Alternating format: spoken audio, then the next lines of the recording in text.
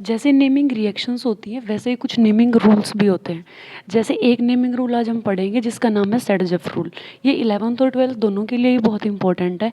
क्या डेफिनेशन लिखी हुई है, अगर आप बीटा एलिमिनेशन कर रहे हो और दो या दो से अधिक एल्कीन्स पॉसिबल हैं, ठीक है, दो या दो से अधिक एल्कीन्स अगर पॉसिबल हैं तो वो वाली कार्बन मेजर अमाउंट में बनेगी जिनके पास ज़्यादा नंबर ऑफ एल्काइल ग्रुप्स लगे होंगे।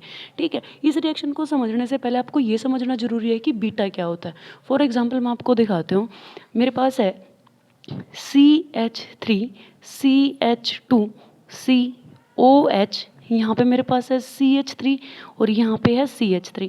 यहाँ पे जो हमारा फंक्शनल ग्रुप है वो है OH। तो फंक्शनल ग्रुप के साथ वाला जो कार्बन होता है उसको बोलते हैं अल्फा।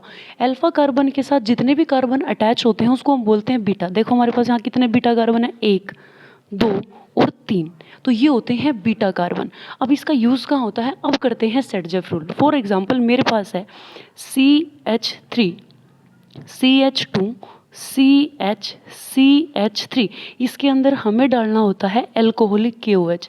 अब अगर मैं आपसे पूछूं एक बात कि मेरे पास इसमें कितने प्रोडक्ट्स तो पॉसिबल हैं, तो ये देखो आपके पास यहाँ पे कितने अल्फा बीटा कार्बन है, ये हमारा अल्फा, ये हमारा बीटा और ये भी हमारा बीटा। तो यहाँ पे जो प्रोडक्ट है वो पॉसिबल है दो, एक ये एक ये। अगर मैं पहले यहाँ से हाइड्रोजन निकालती हूँ तो देखो मेरे पास क्या बनेगा, CH3 CH, क्योंकि यहाँ से एक H चला गया और अल्फा कार्बन से हमेशा जाता है फंक्शनल ग्रुप। तो यहाँ पे मेरे पास बचा CH, यहाँ पे बचा CH3। यहाँ पे एक कार्बन का बॉन्ड कम हो गया और यहाँ पे एक कार्बन का, तो ये आपस में बना लेते हैं डबल बॉन्ड। ठीक है, अब देखो यहाँ से सेकेंड प्रोडक्ट जो है, फॉर एग्जाम्पल मैंने मान लिया कि यहाँ से मेरा जो है हाइड्रोजन गया, अब यहाँ क्या बचेगा, CH3 CH2। अब भी मेरे पास अल्फा कार्बन से ही फंक्शनल ग्रुप जाएगा, तो मेरे पास बचेगा CH, यहाँ पे मेरे पास बचेगा CH2। अब भी कार्बन का एक बॉन्ड कम हो गया और इसका भी, तो ये आपस में बना लेंगे डबल बॉन्ड। अब देखो अल्फा कार्बन से क्लोरीन ही अल्फा कार्बन पे जो भी फंक्शनल ग्रुप लगा होता है वही जाता है। यहाँ से क्लोरीन, अब जब पहली बार आपने बीटा एलिमिनेशन कराई जब भी यहीं से क्लोरीन गया, जो आपने दूसरी बार बीटा एलिमिनेशन करी जब भी यहाँ, तो अल्फा कार्बन से हमेशा फंक्शनल ग्रुप जाता है और बीटा कार्बन से हमेशा जाता है H। ठीक है, तो इन दोनों में से अब कौन बनेगा ज़्यादा अमाउंट में और कौन बनेगा मेजर अमाउंट में, कौन बनेगा ज़्यादा अमाउंट में, जो डबल बॉन्डेड कार्बन है ना उसमें जिसके पास ज़्यादा नंबर ऑफ एल्काइल ग्रुप्स होंगे। कौन सा एल्काइल ग्रुप है इससे फ़र्क नहीं पड़ता, कितने हैं इससे फ़र्क पड़ता है। अब देखो इधर डबल बॉन्ड के इस साइड कितने हैं, एक एल्काइल ग्रुप है, इस साइड एक भी नहीं है ना। अब देखो इसमें कितने हैं, एक, इसमें कितने हैं, एक और है, तो इसमें कितने हैं टोटल, दो।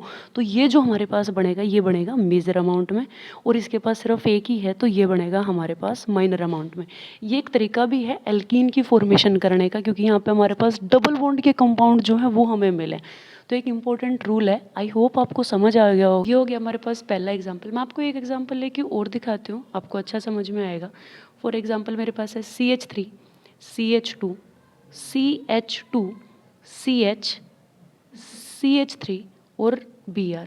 यहाँ पे इसके पास भी मैं क्या डाल लूँगी, एल्कोहलिक KOH। पहले देखो इसमें कितने प्रोडक्ट पॉसिबल है, दो। ये है अल्फा कार्बन, ये भी बीटा, ये भी बीटा, क्योंकि इसके साथ फंक्शनल ग्रुप है। ये कौन सा कार्बन हो गया, अल्फा। अल्फा कार्बन के साथ लगे कार्बन कौन से होते हैं, बीटा कार्बन।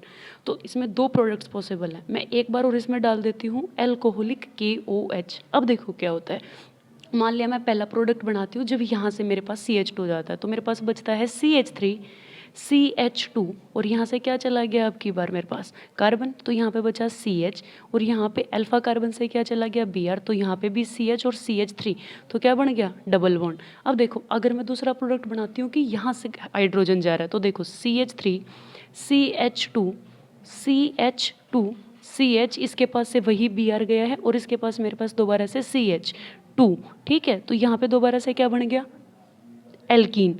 तो देखो इधर देखो कितने हैं टोटल, एक, इस साइड कितने हैं डबल बॉन्ड के, एक, तो यहाँ पे कितने हो गए, दो।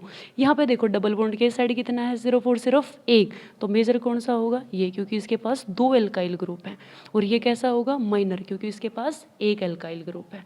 आई होप आपको समझ में आएगा। तो अगर आप बीटा एलिमिनेशन कर रहे हो तो दो या दो से ज़्यादा एल्कीन्स हमारे पास पॉसिबल हो सकते हैं, और वो वाली एल्कीन मेजर अमाउंट में होगी जिसके पास ज़्यादा नंबर ऑफ एल्काइल ग्रुप होंगे।